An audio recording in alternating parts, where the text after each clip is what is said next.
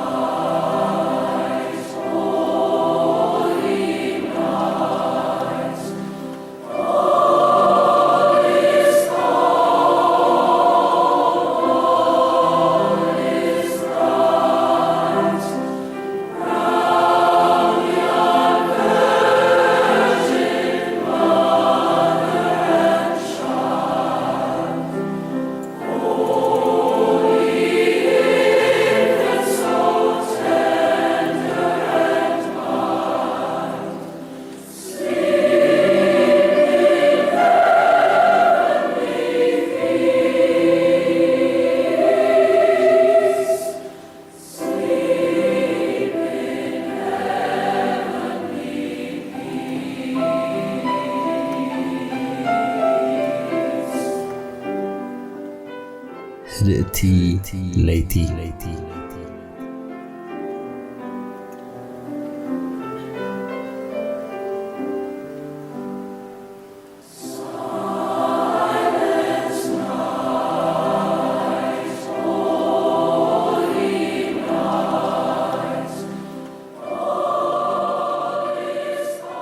ካብ ነዊሕ እዋናት ሒዙ ኣብ እዋን ልደት ካብ እተዘመራ መዛሙር ኣዝያ ሕብብቲ መዝሙር እያ።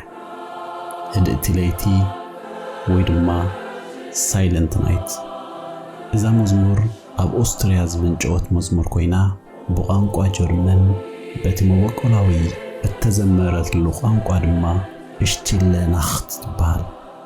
እዛ መዝሙር ሎሚ ኣብ እዋን መዓልቲ ልደት ጎይታና ኢየሱስ ክርስቶስ ንምዝካር ብብዙሕ እናተዘመረት ኣዝዩ ብዙሕ ዝኾነ ቋንቋታት ተተርጊማ ንረኽባ። ገጥሚ መዝሙር ህድእቲ ለይቲ ብዮሴፍ ሞሃር እያ ተጻሒፋ።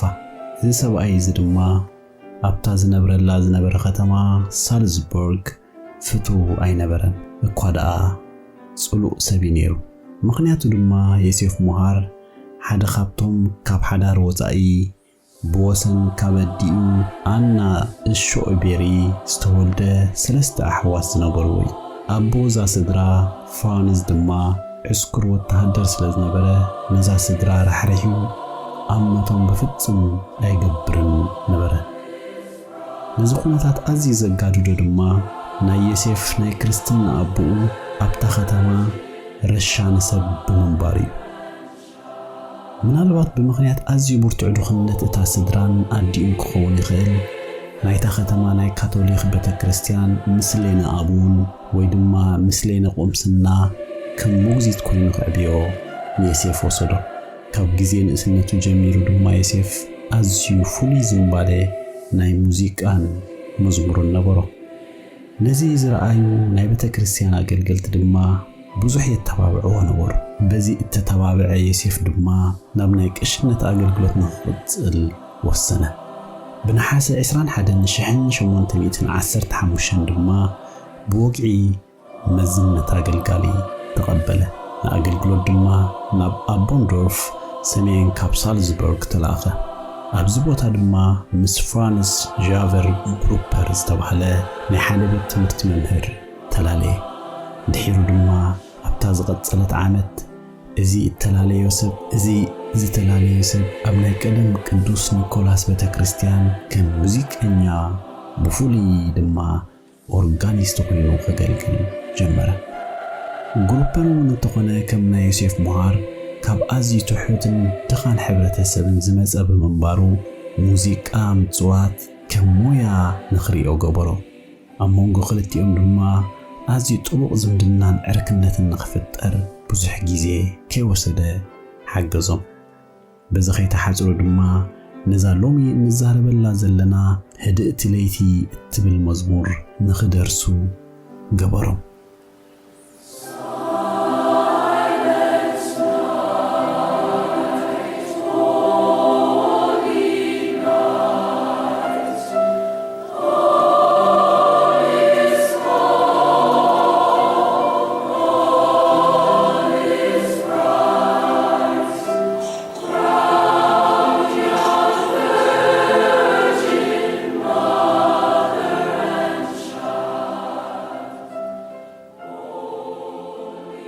እቲ ለይቲ ወይ ድማ በቲ መበቆላዊ ዝተዘመረትሉ ቋንቋ ጀርመን ስቲለ ናኽት ንኽትጸሓፍ ቀንዲ ዝቐስበ ነገር እንተነይሩ ዮሴፍ ሞሃር ንኣምልኾ ዝኸውን ማህሌት ክጽሕፍ ነይርዎ።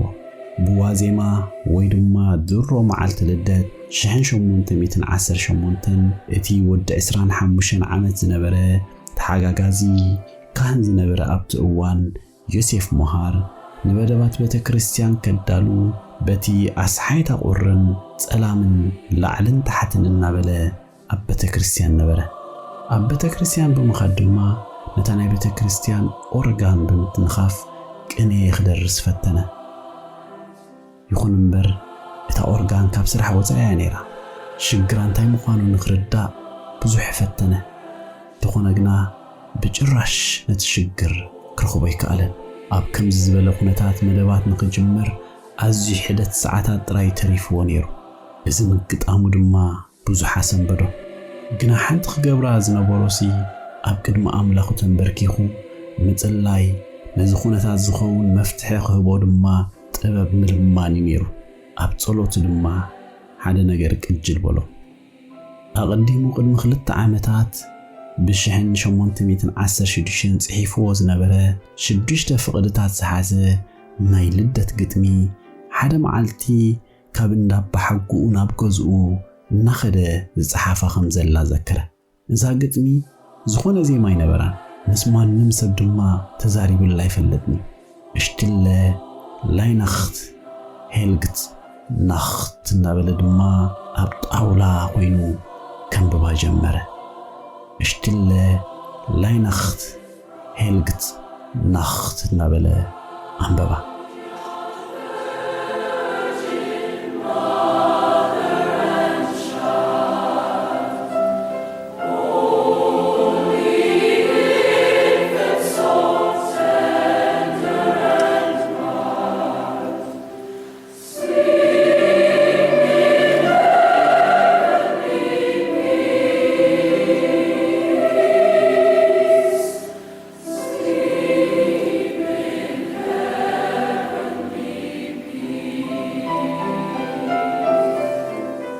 ሽዑ ብዙሕ ትርጉም ዘይሃበቶ መዝሙር ሎም ግና ጎይታ ነዛ መዓልቲ ኢሉ ብርግጽ ከም ዘዳለወሉ ኣብ እምርኡ ቅጅል ኢሉ ተራእዮ።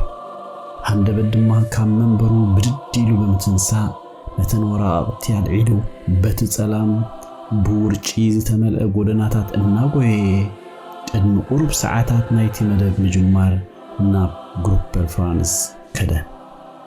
ኣብቲ ንነዊሕ እዋን ምድላው ክግበረሉ ዝቐነ ዋዜማ መዓልቲ ልደት ንምብዓል ምስቲ ወዲ 31 ዓመት ኣብ ሓደ ክፍሊ ናይ ቤት ትምህርቲ ዝነበረ ግሩፐር ማዕጾ ብሓይሊ ድሕሪ ምኽሕኻሕ ኣተወ።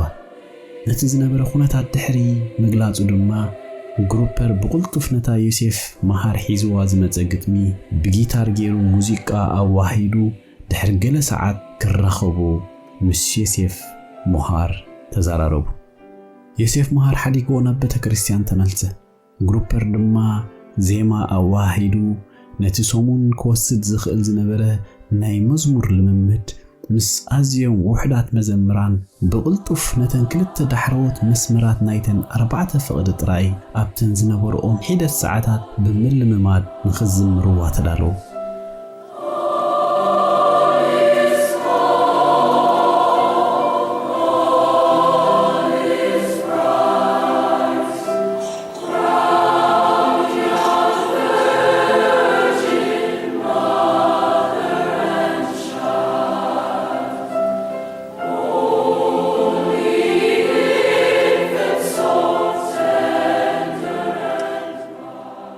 በታለይቲ ቲኣ ድማ ከባቢ ፍርቅ ለይቲ ምስኮነ ግሩፐር ጊታሩ ብምልዓል ዮሴፍ መሃር ድማ ነቲ ጉባኤ መሪሑ ኣብ ቅዱስ ኒኮላይ ንፈለማ ጊዜ እሽትለ ላይናኽት ሄልግት ናኽት ማለት ህድእቲ ለይቲ ቅድስቲ ለይቲ እናበሉ ስለ ልደት ጎይታናን መድሓኒናን ኢየሱስ ክርስቶስ ብዓውታ ዘመሩ። እዛ መዝሙር ድማ እታ ምሸት ጥራይ ዘይኮነሲ ክሳብ ሎሚ ንልዕሊ 200 ዓመታት ህድእቲ ለይቲ ቅድስቲ ለይቲ እናተባህለት ትዝመር ኣላ።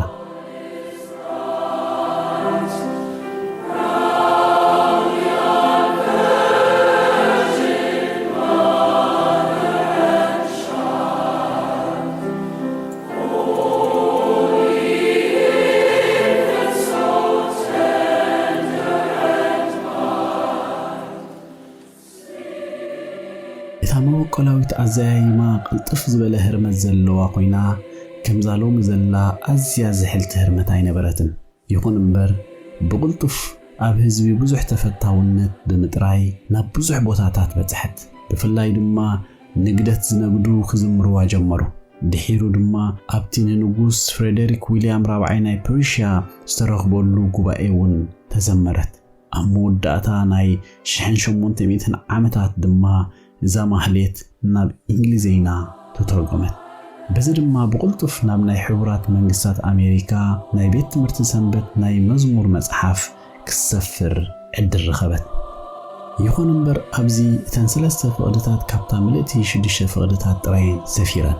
ምናልባት ሎሚ ህድእቲ ለይቲ እትብል መዝሙር እታ ቀንድን ኣዝያ ህብትን ናይ እዋን ልደት መዝሙር እያ። ናብ ኣዝዩ ብዙሕ ቋንቋታት ብምትርጓም ድማ ኣብ ታሪኽ ብንጽል ካብ ዝወፃ ስራሓት ሙዚቃ ብፍላይ ድማ ብቢንግ ክሮስቢ ዝተዘመረት እታ ሳልሰይቲ ብብዝሒ ተሸጠት ኣብ ታሪኽ ሙዚቃ ኮይና ሰፊራላ። እቲ ብሳይለንት ናይት ቻፕል ዝፍለጥ ኣብ ኦበርንዶርፍ ዝርከብ ህንፃ ድሕሪ ምህናፁ ማእከል ባህሊ ኮይኑ ቆመ።